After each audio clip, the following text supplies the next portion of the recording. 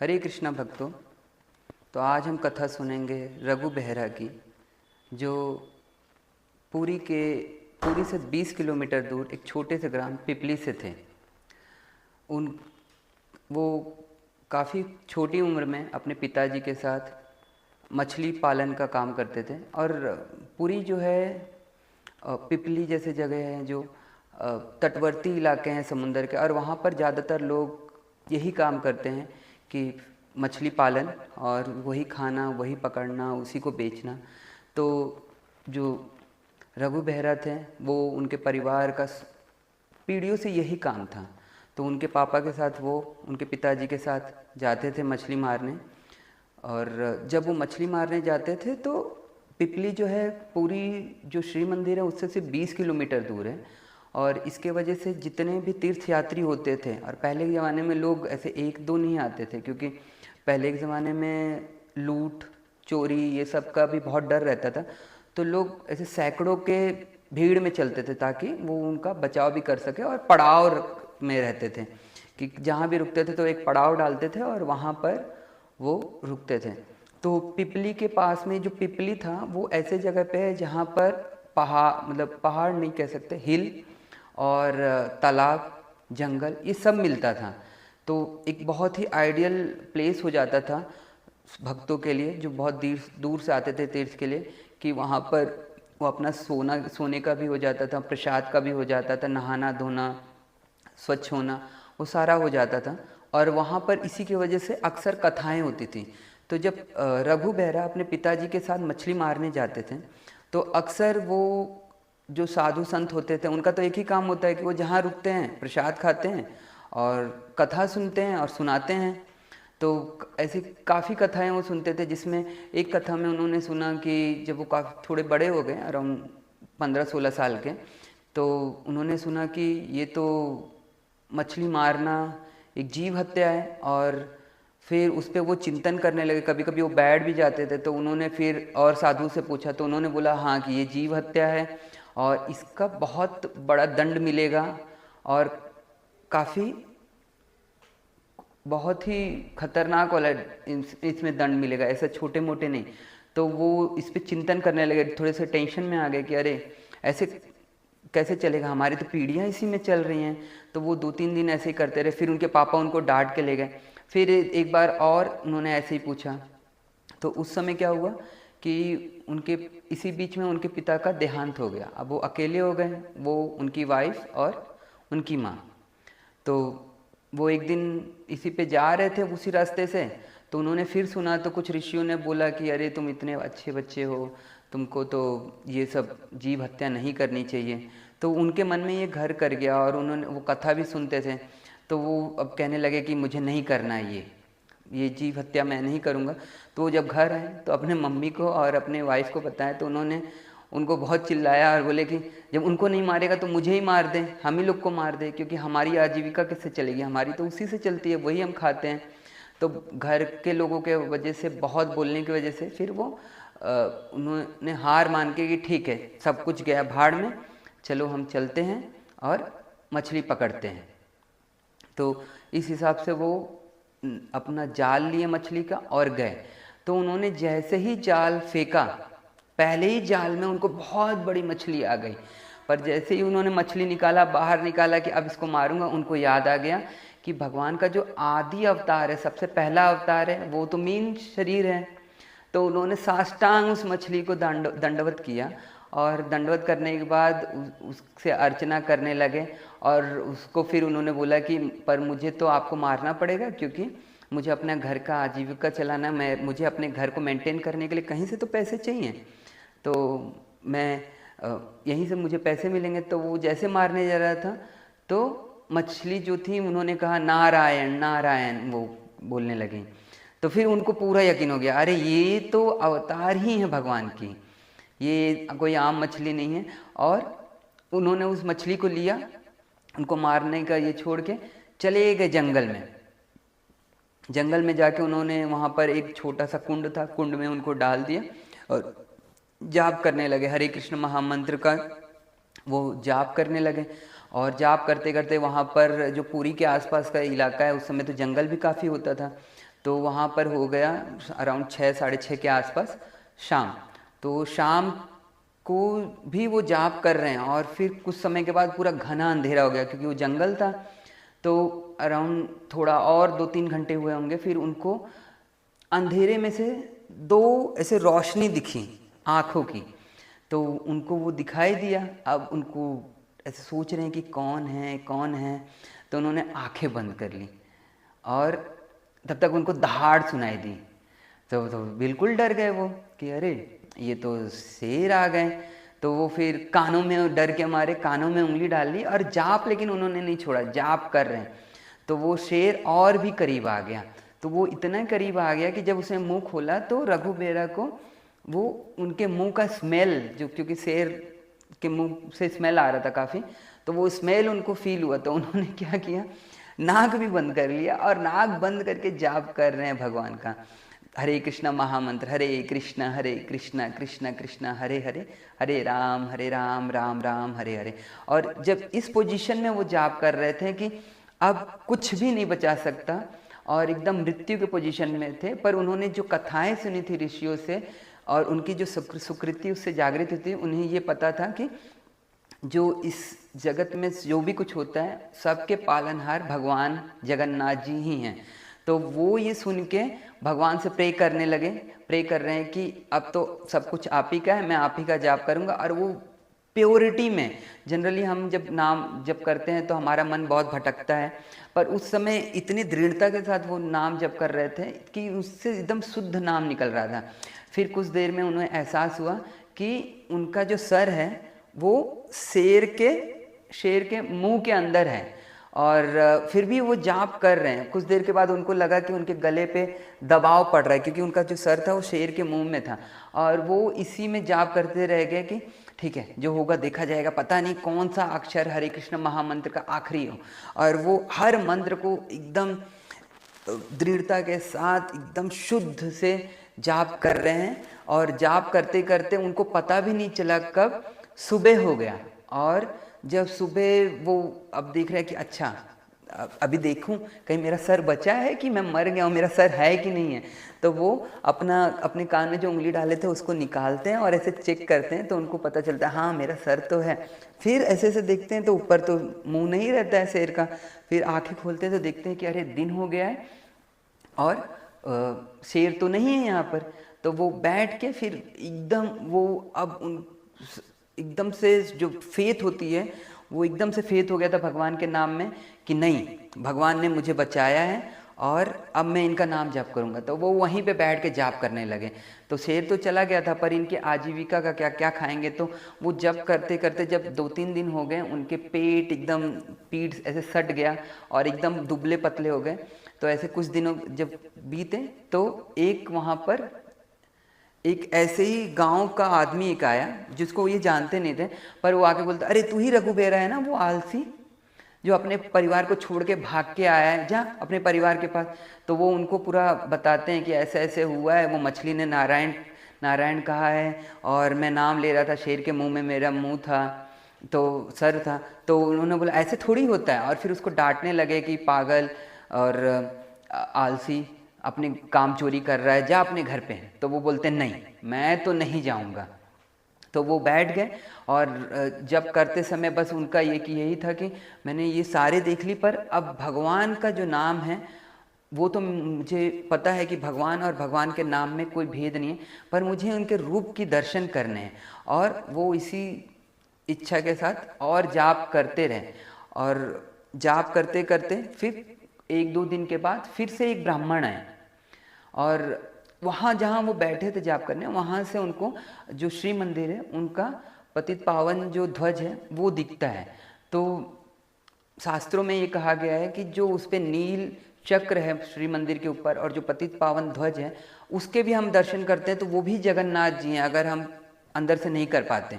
तो वो ब्राह्मण उनको फिर वही प्यार से लेकिन समझाते हैं जो पहले दिन वो पुरुष ने आके समझाया था कि जाओ अपने घर पे अपने परिवार को संभालो, क्यों यहाँ पे बैठे हो।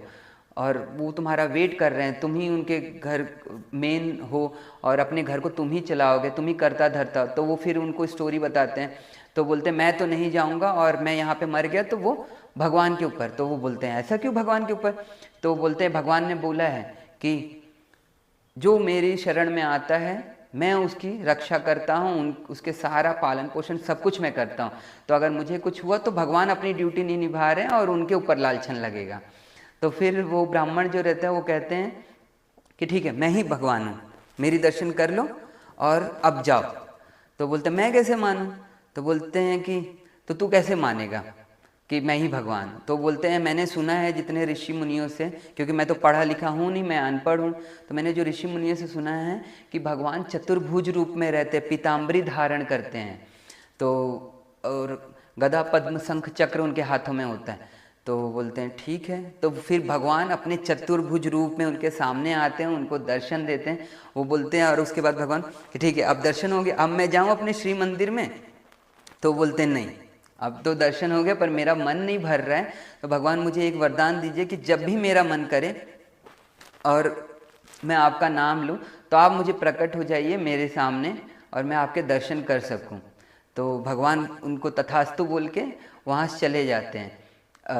और जाने से पहले वो एक और चीज़ बोलते हैं कि ठीक है दर्शन तो हो गया, जाने से पहले कि आपने दर्शन तो दे दिए पर मेरी आजीविका का क्या? तो भगवान बोलते ठीक है मैं तेरी आजीविका का भी सब कुछ प्रबंध कर देता हूँ, अब तो तू जा। तो वो भगवान की बात मान के, भगवान की वचन सुन के चला जाता है अपने घर। जब वो घर जाता है तो लोग पहले ही, आने से पहले ही सब लोग उसके घर पे जाके बताते हैं लो तो तुम्हारा पागल लड़का आ गया जो अपना काम नहीं करना चाहता, काम चोरी कर रहा था, आलसी जो लड़का है वो आ रहा है। और उसकी जो वाइफ थी और उनकी माँ, ये दोनों तो वेट कर रही थी, ढूंढ रही थी कि कब ये आए। तो जैसे ही उनको देखा तो डांटने के बजाय, रघुबीरा को जो लग रहा था कि ये बहुत गुस्सा होंगी डांटेंगी, तो डांटने के बजाय ये रोने लगे और बोले कि तू कहीं मत जा, तुझे मछली मारने की कोई ज़रूरत नहीं, मैं जाके भिक्षा मांग के तुमको खिलाऊंगी, पर तुमको कहीं जाने की ज़रूरत नहीं, अब हमें कहीं छोड़ के नहीं जाना। तो वो बोलते नहीं, अब तुमको भी भिक्षा मांगने की ज़रूरत नहीं, मुझे भी भिक्षा मांगने की ज़रूरत नहीं है, भगवान हमारे लिए प्रबंध करेंगे, ऐसा उन्होंने वचन दिया है। तो बोले ठीक है।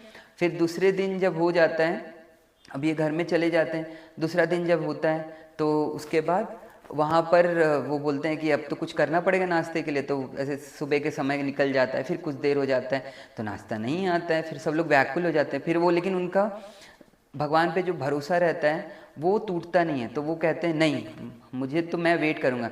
फिर अराउंड 11:30 बजे एक महानुभाव कुछ चावल दाल और सब कुछ लेके आते हैं, उनको दान देना रहता है एक ब्राह्मण को।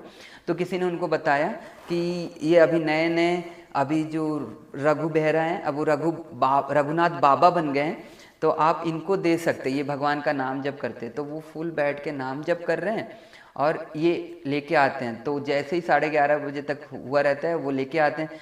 तो वो फिर उनको पता चलता है सबको कि उनके परिवार में कि हाँ भगवान तो भेज दिए। फिर वो उनको बनाते हैं और खाते हैं। फिर हर दिन ऐसे ही लोग आने लगे और एक समय ऐसा आया कि और भी ज़्यादा आने लगे।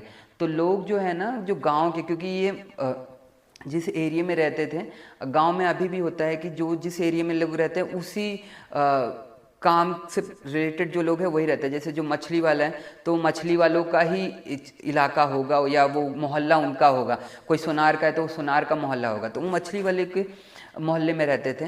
तो जो आसपास के लोग थे ना वो बहुत जलन करने लगे कि देखो ना इसको पढ़ने आता है और अनपढ़ है, ना कुछ करता है, खाली माला ले लेता है, जाप करता है, ये ढोंगी बाबा है। तो सब इनको ढोंगी ढोंगी बोलने लगा। और जब वो बोलने लगे तो उनके जो बच्चे थे वो भी बोलने लगे।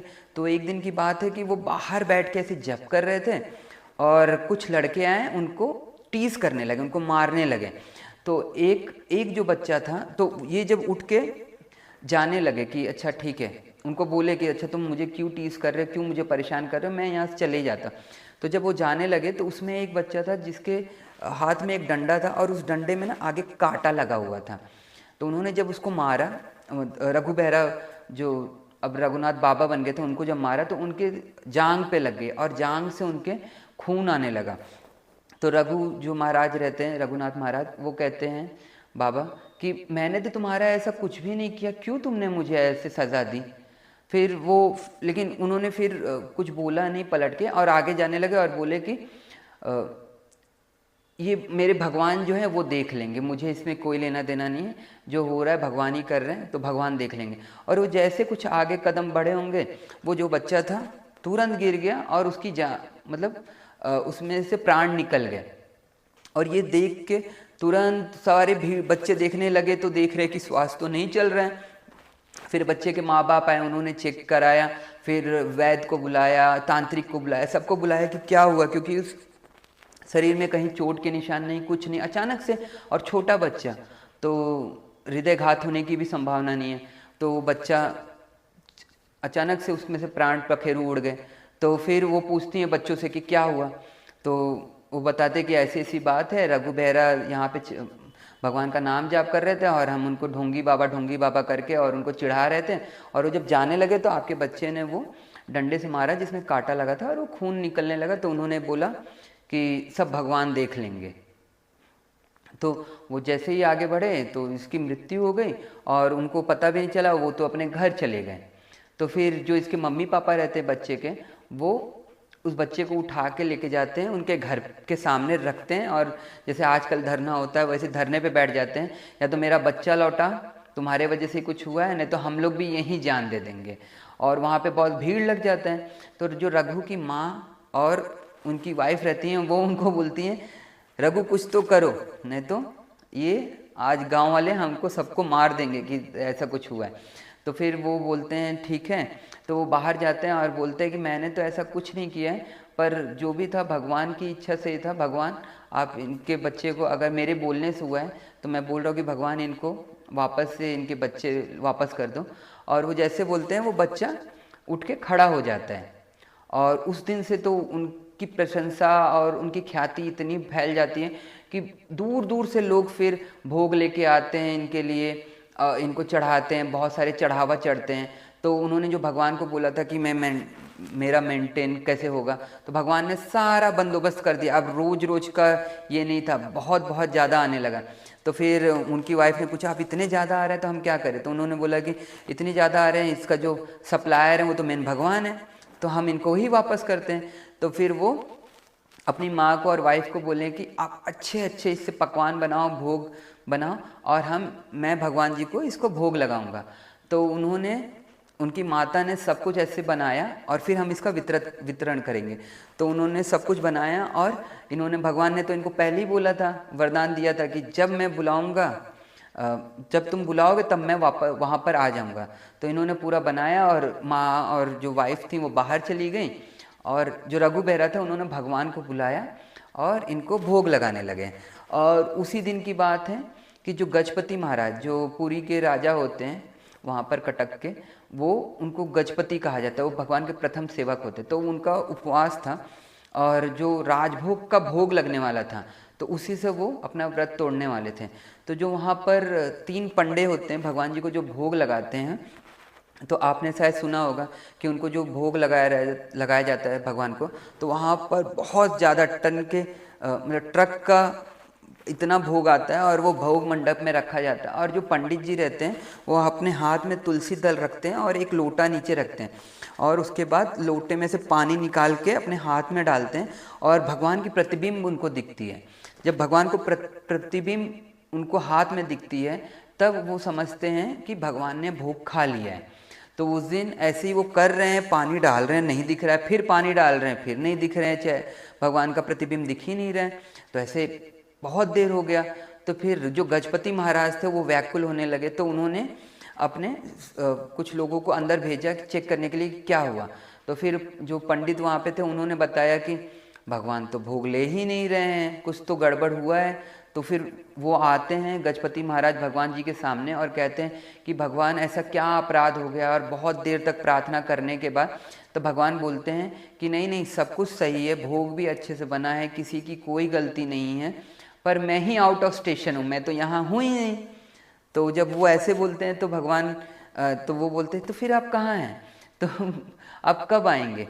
तो वो बोलते हैं मुझे नहीं पता कि मैं कब आऊँगा, मुझे उसने पकड़ रखा है। तो जब भगवान ये बोलते हैं तो किसने पकड़ रखा है, गजपति महाराज पूछते हैं, बोलते हैं कि मेरे एक भक्त ने पकड़ रखा है। तो पूछते हैं कहाँ पर, वो बताइए। तो फिर भगवान बोलते हैं कि यहाँ से जो कुछ दूरी पे गांव है पिपली, वहाँ पर, और ये सिर्फ गजपति महाराज को बताते हैं कि मैं वहाँ पर हूँ अपने भक्त के साथ।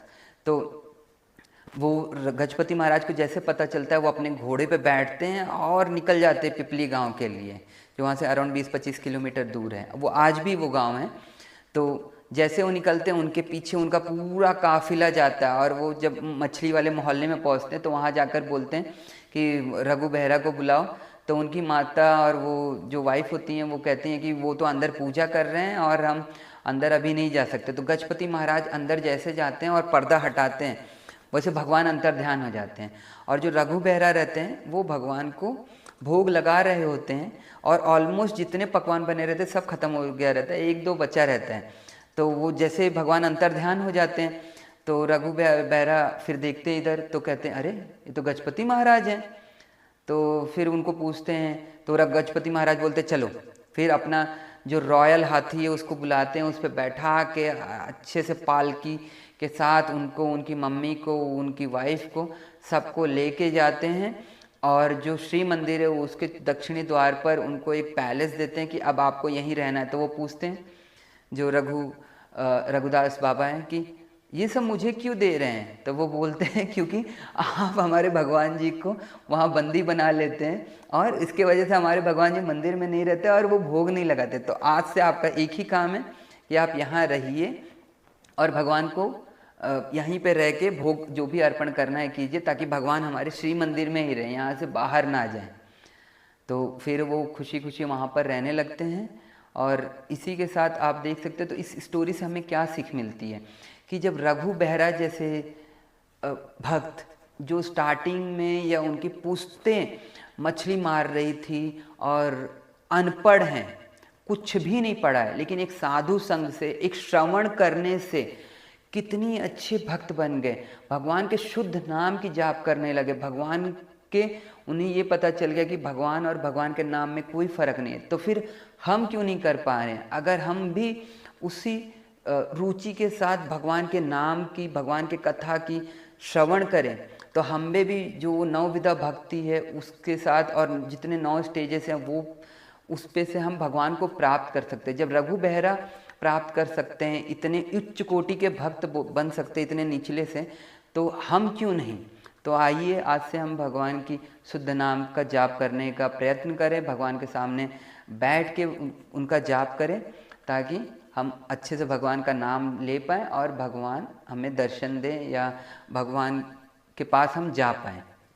ठीक है? हरे कृष्णा कृष्ण कृष्ण हरे हरे, हरे राम राम राम हरे हरे। जय जगन्नाथ।